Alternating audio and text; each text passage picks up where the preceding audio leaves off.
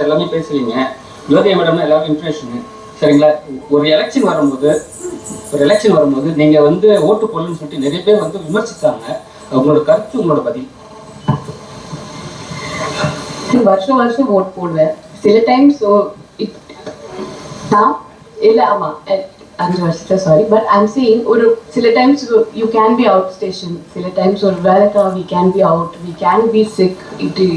அது ஒரு it's it's like a private thing. Sometimes you're not always there in town also, so I don't know. Sometimes privately also we vote, and online kuda irukilla, so it's not always every time everything is publicized. There is a private side to life also.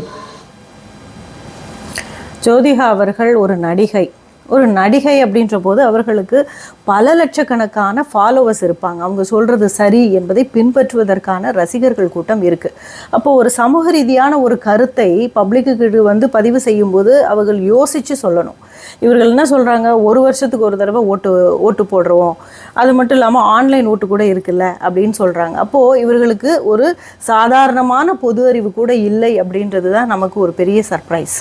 மொத்தத்தில் மக்கள் நாம் என்ன பண்ணணும் அப்படின்னா, சினிமாக்காரர்களை வந்து ஒரு entertain பண்ணுறவங்க, ஒரு நம்மளை வந்து பொழுதுபோக்குவதற்கான ஒரு நபர் அப்படின்னு தான் நம்ம பார்க்கணும். அதுக்காக எல்லா சினிமாக்காரர்களுக்கும் இந்த பொது அறிவு இல்லை அப்படின்னு சொல்கிறதுக்கு இல்லை. இந்த மாதிரி இவர்கள் வந்து தேவையில்லாத கருத்துக்களை மக்களிடையே பரப்பக்கூடிய நபர்கள் இவங்கெல்லாம்.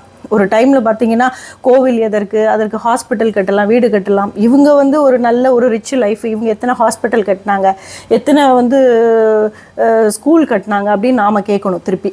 ஆனால் நாம் என்ன பண்ணுவோம், அவங்க சொல்கிறது சரி அப்படின்னு சொல்லி சரின்னு அதுக்கு ஒரு செட் ஆஃப் ஃபாலோவர்ஸு க்ரியேட் ஆவாங்க. அதை தான் நாம் சொல்கிறது.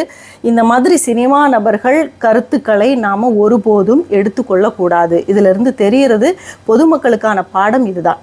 வாழ்க பாரதம், வளர்க தமிழகம்.